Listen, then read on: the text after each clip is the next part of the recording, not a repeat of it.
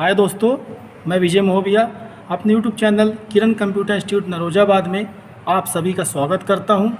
जैसा कि आप सब जानते हैं कि हमारा सब्जेक्ट पीसी पैकेज अभी चल रहा है, जिसमें मैं अलग अलग टॉपिक पर अलग अलग वीडियो बना करके आपके लिए प्रोवाइड कर रहा हूं।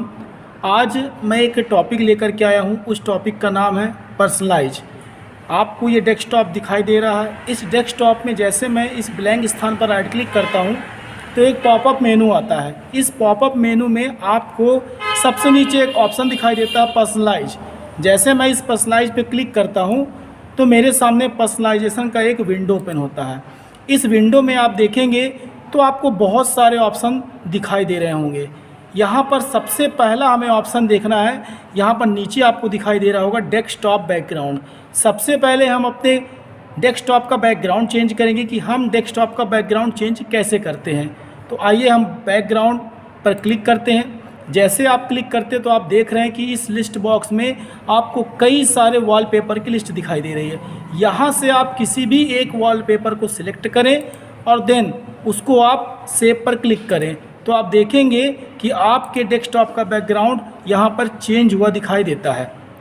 यदि आपको अपने डेस्कटॉप के बैकग्राउंड में कोई भी इमेजेज लाना है तो आप इमेजेज भी आसानी से इंसर्ट कर सकते हैं। यदि आपको वॉलपेपर नहीं रखना है, आपको वॉलपेपर की जगह में कोई कलर रखना है तो आप कलर को भी आसानी से ऐड कर सकते हैं। सेकंड, आपको यहाँ पर ऑप्शन दिख रहा होगा कलर ऑटोमेटिक का। जैसे मैं इस कलर ऑटोमेटिक ऑप्शन पे क्लिक करता हूँ तो यहाँ पर आप देखेंगे कि बहुत सारे कलर आपको दिखाई दे रहे हैं। तो ये कलर यहाँ से आपको सिलेक्ट नहीं करना है, क्योंकि अगर हम इन कलर को सिलेक्ट करते हैं तो यहाँ से हमारे टास्क बार का कलर और विंडो के ओपन होने का जो कलर है वो चेंज हो जाता है। तो यहाँ से हमें बैक करना है और बैक करने के बाद हमें यहाँ पर डेस्कटॉप बैकग्राउंड में वापस आना है।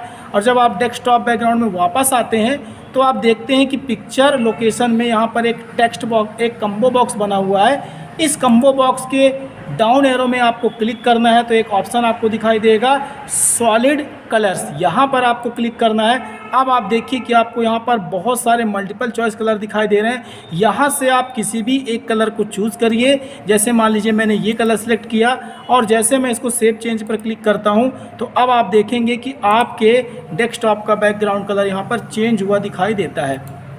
फिर वापस मैं जाता हूँ। अब मैं यहाँ से कोई भी एक वॉलपेपर सिलेक्ट कर देता हूँ। तो दोस्तों, हमने सबसे पहले देखा कि यहाँ पर डेस्कटॉप का बैकग्राउंड चेंज कैसे करना है, डेस्कटॉप में कलर कैसे अप्लाई करना है।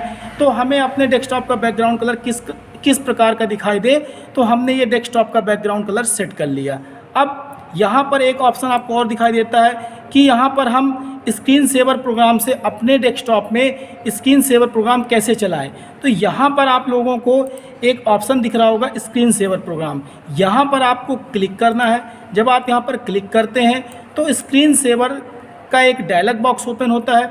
यहाँ पर आप देखिए स्क्रीन सेवर के नीचे एक कम्बो बॉक्स दिखाई दे रहा है। यहाँ आप कम्बो बॉक्स के डाउन एरो में क्लिक करेंगे तो यहाँ पर आपको एक लिस्ट ओपन होगी। इस लिस्ट से आपको 3D टेक्स्ट सिलेक्ट करना है। जैसे आप 3D टेक्स्ट सिलेक्ट करेंगे तो आप देखेंगे कि आपके डेस्कटॉप स्क्रीन पर कोई नाम यहाँ पर रोटेट होते दिखाई दे रहा है।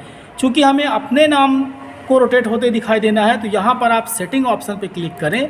जैसे आप सेटिंग ऑप्शन पे क्लिक करेंगे तो यहाँ पर आप देखिए कस्टम टेक्स्ट पर विंडोज़ 8.1 लिखा हुआ है।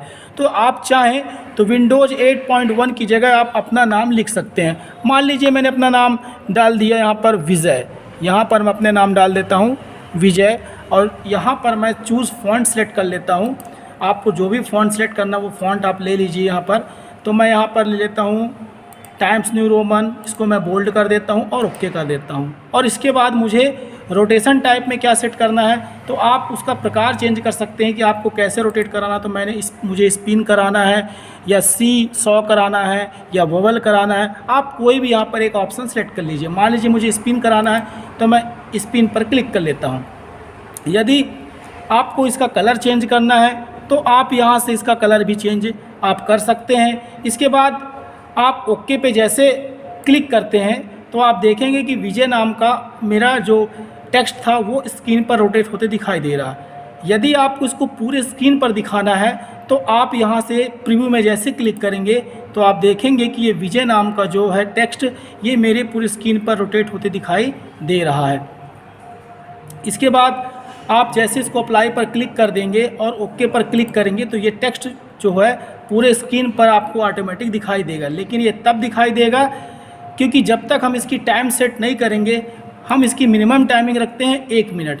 1 मिनट तक यदि हम कीबोर्ड में ये कीबोर्ड से या माउस से किसी प्रकार का कोई वर्क नहीं करते हैं तो ऑटोमेटिक आप देखेंगे कि यहाँ पर स्क्रीन सेवर प्रोग्राम चालू हो जाता है। अब वापस हम फिर अपने पर्सनलाइज ऑप्शन पे आते हैं। अब हम देखते हैं कि यहाँ पर कुछ लेफ़्ट साइड में कुछ ऑप्शन दिखाई देते हैं। जैसे आप देखेंगे इस पहला ऑप्शन दिख रहा है कंट्रोल पैनल।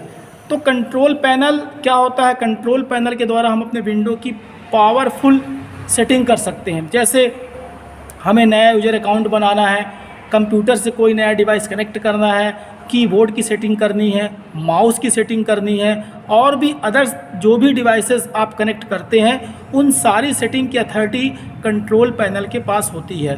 कंट्रोल पैनल ये अथॉरिटी देता है कि उसे किस प्रकार से डिवाइस को अपने से अटैच करना है या कनेक्ट करना है। इसके बाद सेकेंड आपको दिखता है चेंज डेस्कटॉप आइकन्स। यहाँ पर जैसे आप क्लिक करते हैं तो आप देखते हैं कि आपके डेस्कटॉप पर कंप्यूटर या दिस पीसी का आपको आइकन्स दिखाई देता है। वो इसलिए दिखाई देता है क्योंकि यहाँ पर कंप्यूटर चेक है। यदि मैं इसको अनचेक कर देता हूँ और इसको अप्लाई करता हूँ और ओके करता हूँ और जैसे इसको मिनिमाइज करके देखता हूँ तो आप देखेंगे यहाँ से दिस पीसी नाम का फोल्डर यहाँ पर मुझे दिखाई नहीं दे रहा। वापस लाने के लिए मैं पर्सनलाइज पर फिर क्लिक करूँगा और जैसे आप पर्सनलाइज पर क्लिक करते हैं तो आप देखते हैं कि यहाँ पर फिर हम उसी ऑप्शन में जाते हैं और यहाँ पर हम कंप्यूटर को चेक कर देते हैं और दिस पीसी आइकन को सिलेक्ट कर लेते हैं और अप्लाई पर क्लिक करते हैं, ओके पर क्लिक करते हैं। तो अब हम इसे मिनिमाइज करके देखते हैं तो हमारा दिस पीसी यहाँ पर फिर फोल्डर दिखाई देने लगता है। फिर हम पर्सनलाइज पर वापस जाते हैं, चेंज माउस पॉइंटर। यदि आपको माउस पॉइंटर की सेटिंग चेंज करनी है तो आप आसानी से चेंज कर सकते हैं। इसे चेंज करने के लिए आपको चेंज माउस पॉइंटर पर क्लिक करना पड़ेगा। तो एक डायलॉग बॉक्स आएगा माउस प्रॉपर्टीज़ का। यहाँ पर आप देखेंगे माउस की बहुत सारे आपको आइकन्स दिखाई दे रहे हैं। अगर आपको यहाँ से कोई आइकन्स पसंद नहीं आ रहा तो आप ब्राउज़ बटन का यूज करें। जैसे आप ब्राउज़ बटन का में आप क्लिक करते हैं तो आप देखते हैं कि बहुत सारे यहाँ पर माउस के आइकन्स दिखाई देते हैं।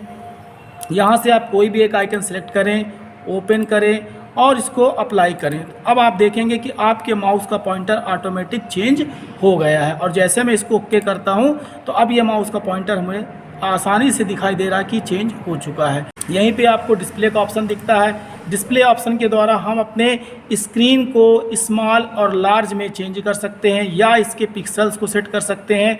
इसके बाद जैसे मैं यहाँ पे बैक पे क्लिक करता हूँ तो एक ऑप्शन मुझे टास्क बार का दिखता है, टास्क बार एंड नेविगेशन। जैसे आप इस पर क्लिक करते हैं तो टास्क बार एंड नेविगेशन की प्रॉपर्टी वाला डायलॉग बॉक्स ओपन होता है। इस टॉपिक को हमने पढ़ लिया है। इस टॉपिक का मैंने आप लोग को वीडियो बना के अपलोड भी किया है।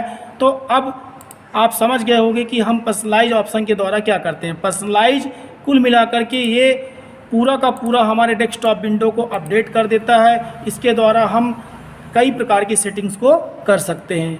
ओके।